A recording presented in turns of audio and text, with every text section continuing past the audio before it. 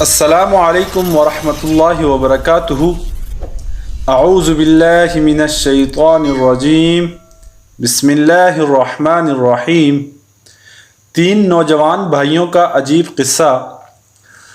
صدقہ بن مرداس نے اپنے والد سے روایت کی ہے کہ انطاکیہ کے مصافات میں نے ایک اونچی جگہ پر تین قبریں دیکھیں۔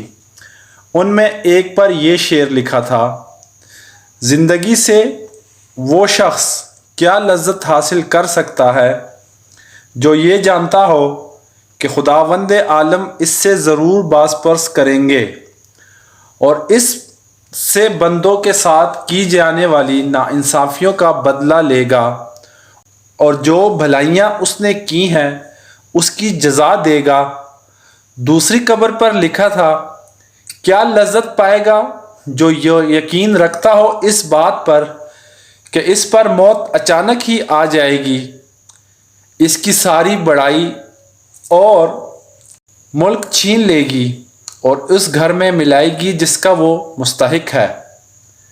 تیسری قبر پر لکھا تھا: کیسے مزے لوٹے گا وہ جس کا رخ ایسی منزل کی طرف ہے کہ جس پر اترنا جوانوں کو بوڑھا کر دیتا ہے، جو چہرے کے نقوش کو بہت جلد مٹا دیتا ہے اور جس کے جوڑ بوسیدہ ہو جائیں گے۔ یہ تینوں قبریں ایک صف میں کوہان کی شکل میں بنی ہوئی تھی۔ راوی کہتا ہے کہ میں ایک بوڑھے کے پاس جا کر بیٹھ گیا اور اس سے کہا: میں نے تمہاری بستی میں ایک عجیب بات دیکھی۔ اس نے کہا: کیا دیکھا؟ میں نے واقعہ بیان کیا۔ اس بوڑھے شخص نے کہا کہ ان کا قصہ اس سے زیادہ تعجب خیز ہے جو تم نے ان کی قبروں پر دیکھا۔ میں نے کہا: سناؤ کیا ہے؟ اس نے کہا: یہ تین بھائی تھے۔ ان میں سے ایک بڑا عہدیدار تھا جو بادشاہ کے ساتھ رہتا تھا اور شہروں اور لشکروں کے انتظام پر مامور تھا۔ دوسرا ایک مالدار تاجر تھا، وہ بھی بادشاہ کے خاص لوگوں میں سے تھا۔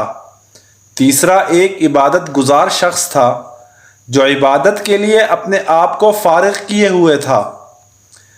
اس عبادت گزار کی موت قریب آئی تو اس کے بھائی اس کے پاس جمع ہو گئے، اور وہ سلطان کا مصاحب، ہمارے علاقوں کا والی تھا، عبد الملک بن مروان نے اس کو والی بنایا تھا، اور وہ ایک ظالم جابر اور لٹیرا تھا۔ یہ دونوں اپنے عابد بھائی کے پاس آئے۔ جب اس کا آخری وقت تھا، دونوں نے اس عابد سے کہا کہ کچھ وصیت کر لو۔ اس نے کہا: اللہ کی قسم، میرا کوئی مال نہیں ہے کہ میں کچھ وصیت کروں، نہ میرا کسی پر قرض ہے جس کے لینے کی وصیت کروں، اور میں نے دنیا میں کوئی چیز نہیں چھوڑی جس کے لوٹنے کا اندیشہ ہو۔ عہدیدار بھائی نے کہا: اے میرے بھائی، یہ میرا مال تیرے سامنے ہے، اس میں جو چاہے کہو اور جو دل چاہے وصیت کرو۔ اس نے رخ پھیر دیا۔ تاجر بھائی نے کہا: میرے بھائی، تجھے میری کمائی اور کثرت دولت کا پتہ ہے۔ ارمان، شاید تیرے دل میں کسی بھلائی کا ارمان رہ گیا ہو جس کو مال خرچ کیے بغیر حاصل نہ کیا جا سکتا ہو۔ یہ میرا مال ہے، اس میں جو چاہو حکم کرو، اس کو پورا کروں گا۔ وہ ان دونوں کی طرف متوجہ ہوا اور کہا: مجھے تمہارے مال کی کوئی ضرورت نہیں ہے، لیکن میں صرف ایک اقرار تم سے لیتا ہوں جس میں تم وعدہ خلافی نہ کرنا۔ انہوں نے کہا: وہ کیا ہے؟ اس نے کہا: جب میں مر جاؤں تو مجھے غسل دو اور کفن پہنا کر ایک اونچی زمین میں دفن کر دو اور میری قبر پہ لکھ دینا۔ ترجمہ: زندگی سے وہ شخص کیا مزہ لے سکتا ہے جو یہ جانتا ہو کہ خداوند عالم اس سے باز پرس کرے گا اور اس سے بندوں کے ساتھ ناانصافی کا بدلہ لے گا اور نیکیوں کی جزا دے گا۔ جب یہ کام کر دو تو روزانہ میری قبر پہ آیا کرنا، شاید تمہیں نصیحت نصیب ہو۔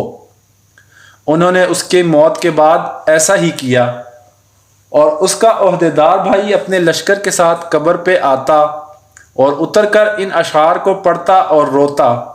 جب تیسرا دن ہوا تو لشکر کے ساتھ حسب معمول آیا اور اتر کر رونے لگا۔ پھر جب واپسی کا ارادہ کیا تو اس نے قبر کے اندر سے دھڑام کی آواز سنی۔ قریب تھا کہ اس کا دل اس سے پھٹ جاتا، چنانچہ وہ گھبراہٹ اور خوف کے ساتھ واپس ہوا۔ جب رات ہوئی تو اس نے اپنے بھائی کو خواب میں دیکھا اور اس سے پوچھا، اے میرے بھائی، تمہارے قبر سے جو آواز سنی وہ کیا تھی؟ اس نے کہا، وہ ہتھوڑے کی آواز تھی۔ مجھے کہا گیا کہ تو نے مظلوم کو دیکھا پھر بھی اس کی مدد نہ کی۔ چنانچہ وہ شخص صبح غمزدہ اٹھا اور اپنے بھائی کو اور دوسرے خاص لوگوں کو بلایا اور کہا، میں سمجھتا ہوں کہ ہمارے بھائی نے جو اپنی قبر پر اشعار لکھنے کی وصیت کی تھی، اس کا مقصد مجھے تنبیہ کرنا تھا، اور میں تمہیں گواہ بناتا ہوں کہ آئندہ میں تمہارے درمیان نہیں رہوں گا۔ چنانچہ اس نے امارات چھوڑ دی اور عبادت میں مشغول ہو گیا۔ اور عبد الملک بن مروان کو اس بارے میں خط لکھا تو اس نے لوگوں کو حکم دیا، اس کو چھوڑ دو، جہاں چاہے جائے۔ چنانچہ وہ پہاڑوں اور صحراؤں میں رہتا یہاں تک کہ اس کی موت آئی، اور وہ چرواہوں کی ایک جماعت کے ساتھ تھا۔ اس کے بھائی کو خبر پہنچی تو وہ حاضر ہو گیا اور کہا، اے میرے بھائی، کوئی وصیت نہیں کرنی؟ اس نے کہا، کیا وصیت ہے؟ کوئی مال نہیں جس سے میں وصیت کروں، لیکن ایک وعدہ ہے، وہ یہ ہے کہ جب میں مر جاؤں تو میری قبر تیار کر کے مجھے میرے بھائی کے پہلو میں دفنا دینا اور میرے قبر پر لکھ دینا۔ ترجمہ: کیسے لذت پائے وہ شخص جس کو یقین ہو کہ بہت جلد اس پر موت اچانک آ جائے گی اور اس سے عظیم ملک اور تمام بڑائی چھین کر اس قبر میں اس کو ٹھہرا آئے گی جس کا وہ باسی ہوگا۔ پھر 3 دن تک میرے پاس آیا کرنا اور میرے لیے دعا کرو، شاید اللہ تعالیٰ مجھ پر رحم فرمائے۔ چنانچہ وہ مر گیا اور اس کے بھائی نے اس کی وصیت پر عمل کیا۔ جب اس کی قبر پر تیسرے دن آیا، دعا کی اور رویا۔ پھر جب واپس ہونے لگا تو اس نے ایک شدید آواز سنی جس سے اس کی عقل زائل ہونے کے قریب ہو گئی اور وہ وہاں سے بے چین ہو کر لوٹا۔ رات کو اس نے اپنے بھائی کو خواب میں دیکھا۔ اس نے کہا، میں نے جب خواب میں اپنے بھائی کو دیکھا تو اس کی طرف لپکا اور اس سے پوچھا، کیا تم ہماری ملاقات کے لیے آئے ہو؟ اس نے کہا، ملاقات تو بہت ہی دور ہے۔ میں نے کہا، میرے بھائی، تیرا کیا حال ہے؟ اس نے کہا، خیریت سے ہوں۔ توبہ کتنی خوبیوں اور بھلائیوں کی جامع ہے۔ میں نے کہا، میرا دوسرا بھائی کیسا ہے؟ اس نے کہا، وہ تو نیک پیشواؤں کے ساتھ ہے۔ میں نے کہا، ہمارا کیا حال ہوگا؟ اس نے کہا، جس نے دنیا و آخرت کے لیے جو کچھ کیا ہے وہ دیکھ لے گا، پس تم اپنی مالداری کو فقیری سے پہلے غنیمت سمجھو۔ راوی کا بیان ہے کہ اس نے دنیا سے کنارہ کشی کر لی، اپنے مال کو تقسیم کیا، جائیداد بانٹ دی اور اللہ تعالیٰ کی عبادت میں لگ گیا۔ اس کا ایک بیٹا بڑا ہو کر ایک خوبصورت اور باکمال نوجوان بنا اور تجارت شروع کی، یہاں کے تجارت میں ایک اہم مقام حاصل کیا۔ اس کے باپ کی موت قریب آئی۔ اس نے اپنے باپ سے کہا، ابا جان، وصیت نہیں کرتے؟ اس نے کہا، اے میرے بیٹے، تیرے باپ کا کوئی مال ہی نہیں جس میں وصیت کرے، لیکن میں تجھ سے ایک وعدہ لیتا ہوں کہ جب میں مر جاؤں تو مجھے اپنے چچوں کے ساتھ دفنا دینا اور میری قبر پر شعر لکھ دینا۔ ترجمہ: کیسے مزے لے سکے گا زندگی سے وہ جس کا رخ ایسی قبر کی طرف ہو جس کی گھاٹ نوجوانوں کو بوڑھا کر دیتی ہے اور چہرے کا رنگ اڑا دیتی ہے اور جلتی جلتی جسم اور جوڑوں کو بوسیدہ کر دیتی ہے۔ جب یہ کرو تو اس کے بعد 3 دن تک میرے پاس آ جایا کرنا اور میرے لیے دعا کرنا۔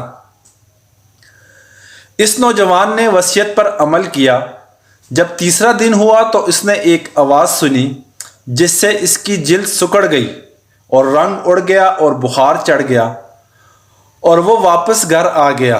رات کو خواب میں اس کا باپ آیا اور کہنے لگا، میرے بیٹے، تم ہمارے پاس آنے سے نزدیک ہو اور موت قریب تر ہے، پس تم اپنے سفر کی تیاری کر لو اور کوچ کا بندوبست کرو اور اپنا سامان اس گھر سے باندھ لو جس سے تمہیں نکلنا ہے، اس گھر کی طرف جس میں تمہیں جانا ہے، اور دھوکے میں نہ رہو کہ لمبی لمبی امیدیں لگا کے جیسے تم سے پہلے لوگ دھوکے میں رہے اور اپنی آخرت کے معاملے میں کوتاہی کی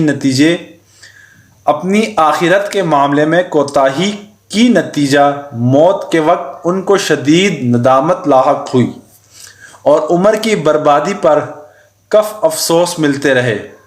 چنانچہ نہ ان کو افسوس نے کچھ فائدہ پہنچایا اور نہ ہی کوتاہیوں پر شرمندگی نے ان کو اس شر سے نجات دلائی جس کا سامنا وہ کریں گے۔ قیامت کے دن اپنے بادشاہ کی طرف سے اے میرے بیٹے جلدی کرو جلدی کرو جلدی کرو۔ عبداللہ بن صدقہ کہتے ہیں کہ جس بوڑھے نے یہ واقعہ سنایا اس نے بتایا کہ جس رات کو اس نوجوان نے یہ خواب دیکھا صبح کو میں اس کے پاس گیا تو اس نے وہ خواب ہمیں سنایا اور کہا کہ مجھے یقین ہے کہ بات ایسی ہی ہے جیسے میرے باپ نے کہی اور میں سمجھتا ہوں کہ موت میرے سر پر منڈلا رہی ہے۔ رشتہ داروں اور لین دین والوں سے معاملہ صاف کیا اور سلام کہا اور لوگوں سے الوداع کہا۔ لوگوں نے اسے الوداع کہا جیسے کسی کو کسی چیز سے ڈرایا گیا ہو اور اس کو اس کی توقع بھی ہو۔ وہ کہتا تھا کہ میرے باپ نے کہا جلدی کر جلدی کر جلدی کر۔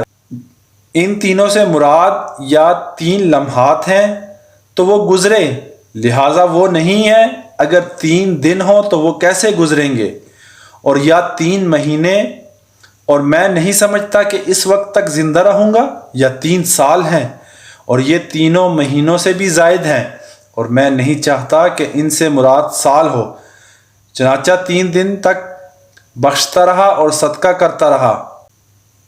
جب اس خواب کو 3را دن ہوا تو اس نے صبح سویرے اپنے اہل و عیال کو جمع کیا اور ان کو الوداع کہا اور سلام کہا، پھر قبلہ رخ ہو کر لیٹ گیا اور آنکھیں بند کر لی اور کلمہ شہادت پڑھا اور وفات پا گیا رحمۃ اللہ تعالی۔